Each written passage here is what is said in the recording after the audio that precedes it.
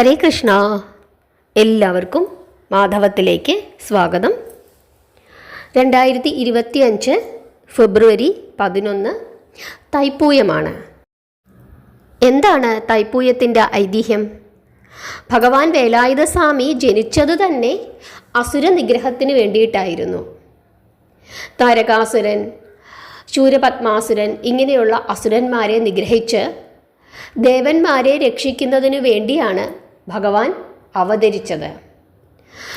അങ്ങനെ യുദ്ധത്തിന് പോകുന്ന സമയത്ത് അമ്മയായ ശ്രീ പാർവതീദേവി ഭഗവാന് വേൽ എന്ന ആയുധം നൽകി അനുഗ്രഹിച്ചു എന്നാണ് വിശ്വസിക്കുന്നത്.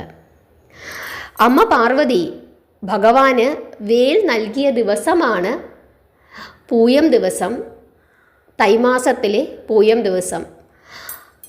അങ്ങനെ യുദ്ധത്തിന് പോകാൻ തയ്യാറായി നിൽക്കുന്ന ഭഗവാനെ വേൽ നൽകി അമ്മ അനുഗ്രഹിച്ച ദിവസമായതുകൊണ്ടാണ് അന്നേ ദിവസം നമ്മളെല്ലാവരും തന്നെ വളരെ ഭക്തിയോടുകൂടി ആ ദിവസം കൊണ്ടാടുന്നത്. ശത്രുക്കളുടെ മേൽ വിജയം നേടുന്നതിൻ്റെ മുന്നോടിയായിട്ടാണ് ഈ ദിവസം നമ്മൾ ആഘോഷിക്കുന്നത്. തൈപ്പൂയത്തിന് സാധാരണയായി കേരളത്തിലായാലും അതല്ലെങ്കിൽ തമിഴ്നാട്ടിലായാലും ഒക്കെ തന്നെ കാവടി എടുക്കുന്ന ഒരു പതിവുണ്ട്. കാവടി എടുക്കുന്ന ആളുകളൊക്കെ തന്നെ നേരത്തെ തന്നെ വ്രതം തുടങ്ങിക്കഴിഞ്ഞു. അതല്ലാതെ കാവടി എടുക്കാത്ത സാധാരണക്കാരായ ആളുകൾക്ക് നാളെ മുതൽ വ്രതം അനുഷ്ഠിക്കാവുന്നതാണ്. അതായത് 6-ാം തീയതി, 11-ാം തീയതി ആണല്ലോ തൈപ്പൂയം. അപ്പോൾ 6-ാം തീയതി മുതൽ നമുക്ക് വ്രതം അനുഷ്ഠിക്കാം. അതല്ലെങ്കിൽ 11-ന് 3 ദിവസം മുമ്പ്, 9, 10, 11. അപ്പോൾ 9-ാം തീയതി മുതൽ നമുക്ക് വ്രതം അനുഷ്ഠിക്കാം.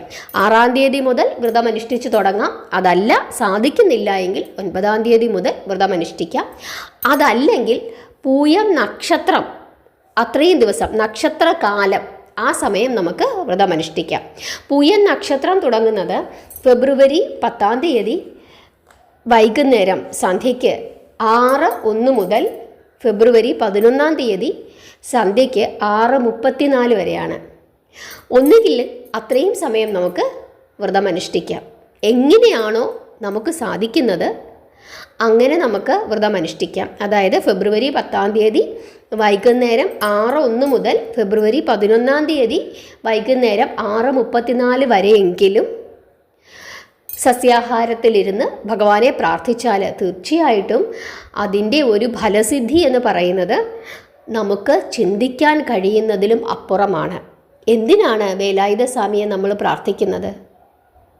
മുൻജന്മ പാപങ്ങളെല്ലാം മാറുന്നതിന്, ഗൃഹപ്പിഴ ദോഷങ്ങൾ മാറുന്നതിന്, തലയിലെഴുത്ത് കാരണം നമ്മളിങ്ങനെ പറയുമില്ലേ, തലയിലെഴുത്ത് പിഴച്ചുപോയി, എന്തൊക്കെ ചെയ്തിട്ടും ഒരു മേന്മയില്ല, ജനിച്ച അന്ന് മുതൽ കഷ്ടപ്പാടും ദുരിതങ്ങളുമാണ്, എന്ത് ചെയ്യാൻ പറ്റും, തലയിലെഴുത്ത് ഇങ്ങനെ ആയിപ്പോയി, ഇങ്ങനെയൊക്കെ പറഞ്ഞ് നമ്മൾ വിഷമിക്കുന്ന ഒരുപാട് ആളുകളുണ്ട്. ജനിച്ചപ്പോൾ മുതൽ കഷ്ടപ്പാട്.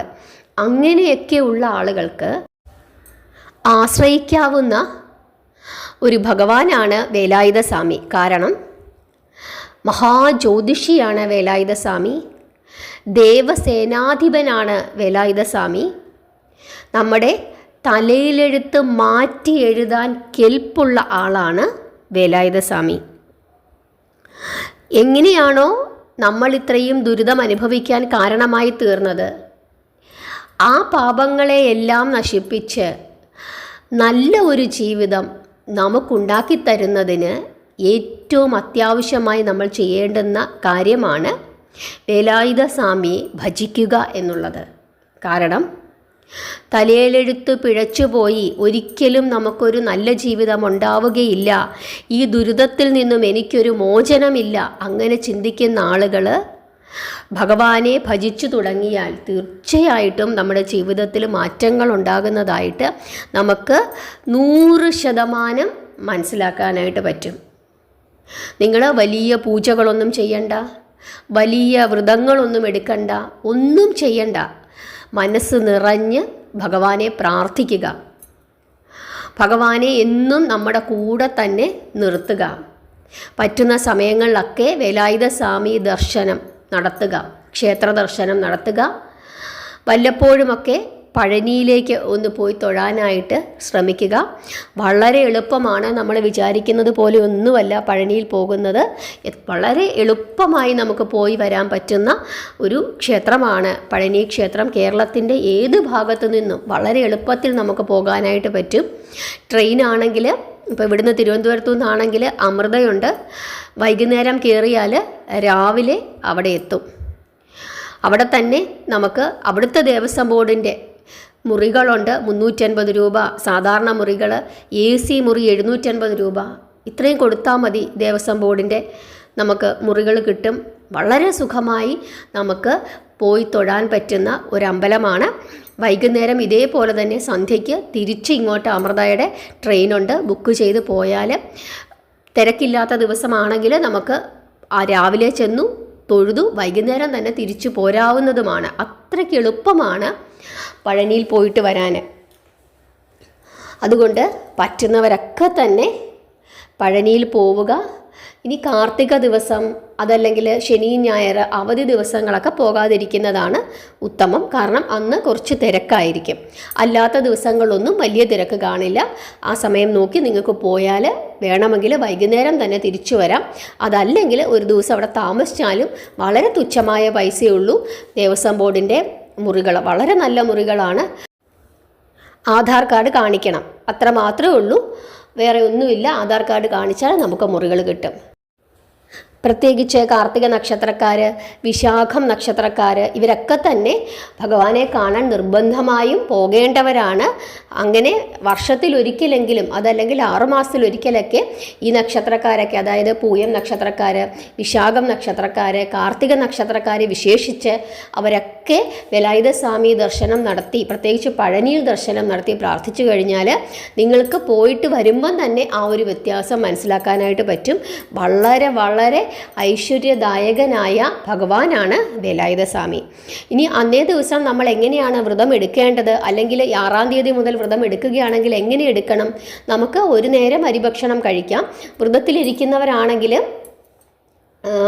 പുളി, അതായത് വാളംപുളി ചേർന്ന ഭക്ഷണങ്ങൾ കഴിക്കരുത് എന്ന് പറയും. അതായത് ചമ്മന്തിയൊക്കെ അരയ്ക്കുമ്പം വാളംപുളി ചേർത്തിട്ട് അരയ്ക്കരുത്. അതിന് പകരം നാരങ്ങ നീര് ഒഴിച്ച് നമുക്ക് ചമ്മന്തി അരച്ച് കഴിക്കാം.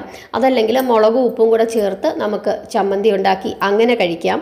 രാവിലെയും വൈകുന്നേരവും പഴങ്ങൾ കഴിക്കാം. അതല്ലെങ്കിൽ 3 നേരവും പഴങ്ങൾ കഴിക്കാം. റാഗി നമുക്ക് കഴിക്കാം. റാഗി പുട്ടുണ്ടാക്കി കഴിക്കാം. അതല്ലെങ്കിൽ റാഗി കുറുക്കി നമുക്ക് കുടിക്കാം. അങ്ങനെയൊക്കെ നമുക്ക് ചെയ്യാം. ഉഴുന്ന് കഴിക്കരുതെന്ന് പറയും. ഉഴുന്ന് ചേർന്ന ഇഡ്ഡലി, ദോശ അങ്ങനെയുള്ള സാധനങ്ങൾ, ഉഴുന്നുവട അതൊന്നും കഴിച്ചുകൂടാ. പിന്നെ പപ്പടത്തിൽ ഉഴുന്നുണ്ട്, അപ്പോൾ അത് കഴിച്ചുകൂടാ. അപ്പം അങ്ങനെ നമ്മൾ ശ്രദ്ധിക്കുക. പിന്നെ നോൺ വെജിറ്റേറിയൻ സ്വാഭാവികമാണല്ലോ, നോൺ വെജിറ്റേറിയൻ ഭക്ഷണങ്ങളൊന്നും കഴിച്ചുകൂടാ. അങ്ങനെ നമ്മൾ ഇരിക്കുക. പിന്നെ ഈ ഏത്തപ്പഴത്തിൻ്റെ ഒരു കാര്യം പറയും. ഏത്തപ്പഴം കഴിച്ചുകൂടാ എന്ന് പറയുന്നത്, ഏത്തപ്പഴം എന്ന് പറയുന്ന പഴം ഒരു ഫുൾ മീലായിട്ടാണ് കണക്കാക്കുന്നത്. അതായത് ഇപ്പോൾ ഒരു ഏത്തപ്പഴം അല്ലെങ്കിൽ 2 ഏത്തപ്പഴമൊക്കെ പുഴുങ്ങി നമ്മൾ കഴിച്ചു കഴിയുമ്പം നമ്മുടെ വയറ് നിറയും. അതൊരു ഫുൾ മീലാണ്. പിന്നെ പഴങ്ങളിൽ വെച്ച് അല്പം കൊഴുപ്പ് കൂടിയ പഴമാണ് ഏത്തപ്പഴം, അങ്ങനെയും പറയുന്നുണ്ട്. പക്ഷേ ഈ ഫുൾ മീലാണ് എന്നുള്ളതാണ് പ്രധാനമായിട്ടുള്ളത്. അപ്പോൾ അത്രയും കട്ടിയുള്ള ഒരു ആഹാരം കഴിക്കണ്ട എന്ന് നിശ്ചയിച്ചിരിക്കുന്നത് കൊണ്ടായിരിക്കാം ഒരുപക്ഷെ ഏത്തപ്പഴം കഴിച്ചുകൂടാ എന്ന് പറയുന്നത്. അങ്ങനെ മറ്റ് ആഹാരങ്ങളൊന്നും നിങ്ങൾ കഴിക്കുന്നില്ല, ഏത്തപ്പഴം മാത്രമേ കഴിക്കുന്നുള്ളൂ എങ്കിൽ നിങ്ങൾക്ക് ഏത്തപ്പഴം കഴിക്കാം. പ്രത്യേകിച്ച് പാല് കൊടുക്കുന്ന അമ്മമാർ, ഗർഭിണികൾ അങ്ങനെയൊക്കെയുള്ളവർ അതനുസരിച്ചിട്ട് ഭക്ഷണം കഴിക്കുക. ഭക്ഷണത്തിലല്ല നമ്മൾ പ്രത്യേകമായി ശ്രദ്ധിക്കേണ്ടത്. ഭക്ഷണത്തിൽ ഇപ്പം നമ്മളിപ്പോൾ ഒരു ഏത്തപ്പഴം കഴിച്ചു എന്ന് കരുതിയൊന്നും നമുക്ക് വലിയ ദോഷമില്ല. പക്ഷേ പ്രാർത്ഥനയ്ക്കാണ് കൂടുതൽ പ്രാധാന്യം നമ്മൾ കൊടുക്കേണ്ടത്. അതായത് കൂടുതൽ രുചിയുള്ള ഭക്ഷണങ്ങൾ കഴിക്കേണ്ട. അങ്ങനെ വെച്ചിട്ടാണ് ഈ പുളിയൊക്കെ ഒഴിവാക്കാനായിട്ട് പറയുന്നത്. അതല്ലാതെ മറ്റൊന്നും കൊണ്ടല്ല.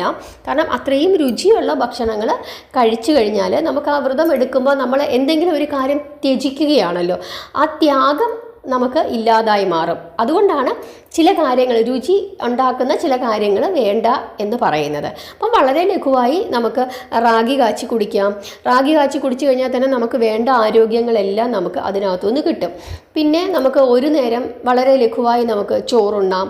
അപ്പോൾ അതിങ്ങനെ ഇങ്ങനെയുള്ള കാര്യങ്ങൾ ചേർത്തിട്ട് നമുക്ക് ചോറണം. അതായത് ചമ്മന്തി അരയ്ക്കുവാണെങ്കിൽ നമ്മൾ ആ ചമ്മന്തിക്കകത്ത് പുളി ചേർക്കാതെ നാരങ്ങാനീര് വേണമെങ്കിൽ ഒരു ശകലം ചേർത്ത് നമുക്ക് കഴിക്കാം. അതല്ലെങ്കിൽ പുളിയില്ലാതെ ഇഞ്ചിയൊക്കെ ചേർത്ത് നമുക്ക് ചമ്മന്തി അരച്ച് കഴിക്കാം.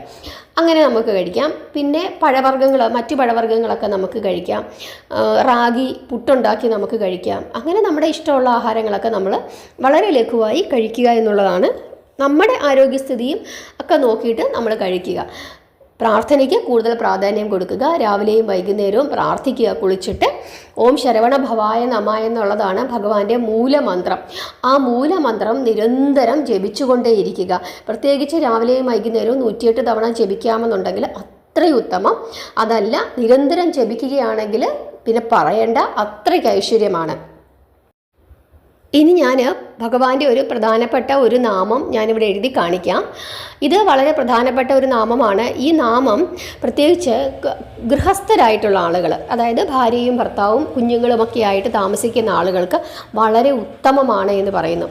കാരണം അവർക്ക് നല്ല ഒരു ജീവിതം മുമ്പോട്ട്, വളരെ സമൃദ്ധിയായിട്ടൊരു ജീവിതം, എല്ലാ അർത്ഥത്തിലും സമൃദ്ധി ഉണ്ടാകുന്ന ഒരു ജീവിതം അവർക്കുണ്ടാകുമെന്നും, ഇനി വിവാഹം കഴിക്കാൻ ആഗ്രഹിക്കുന്ന ആളുകളാണെങ്കിൽ, ഇപ്പോൾ വിവാഹം നോക്കിക്കൊണ്ടിരിക്കുന്നു അങ്ങനെയുള്ള ആളുകളാണെങ്കിൽ അവർക്കും ഇത് വളരെ ഉത്തമമാണെന്നാണ് പറയുന്നത്. അത് ഗൃഹസ്ഥർക്കാണ് ഇത് ഏറ്റവും ഉത്തമം. ഇനിയൊരു കുടുംബജീവിതത്തിലേക്ക് കടക്കാൻ തയ്യാറായി നിൽക്കുന്ന ആളുകൾക്കും ഈ നാമം വളരെയധികം ഉത്തമമാണ്. കാരണം അവർക്ക് നല്ലൊരു ജീവിതം ലഭിക്കുന്നതിന് ഈ നാമം വളരെയധികം സഹായിക്കുമെന്നും പറയുന്നു.